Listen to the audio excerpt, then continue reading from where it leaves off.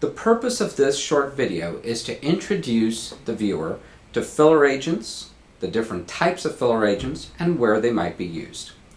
Filler agents are a broad category of compounds that are injected in order to fill in lines on the face. You can think of filler agents kind of like human Bondo. If you had a small dent in your car door, a door ding, you would take a little bit of Bondo and put it over the door ding and paint it.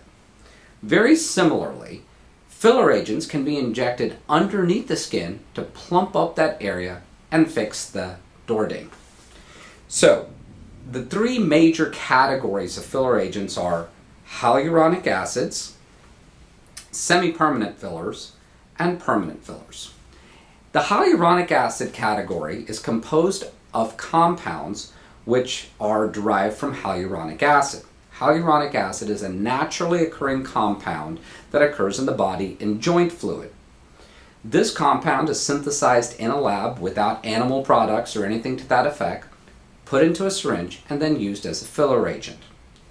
Depending on the cross-linking, the filler agent will last shorter or longer.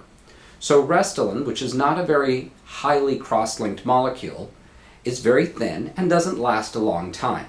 However, its advantages are that it can be injected in certain areas where the skin is very thin. On the other end of the spectrum, you have Juvederm Ultra Plus, which is highly cross-linked and can be injected in thick areas with long longevity. It takes a long time for the body to break it down. This again is useful in areas that are much thicker and need more pushing power.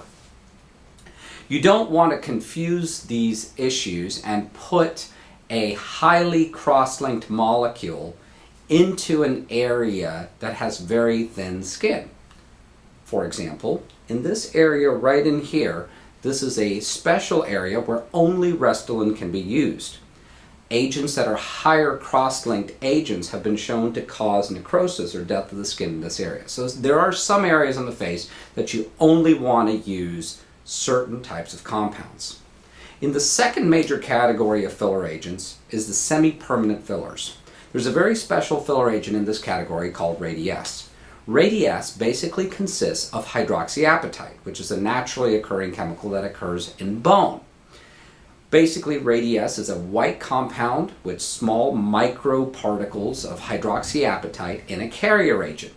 It is very useful for deep tissues such as the smile lines in here, along the jaw, and in these areas the Radiesse can last upwards of a year.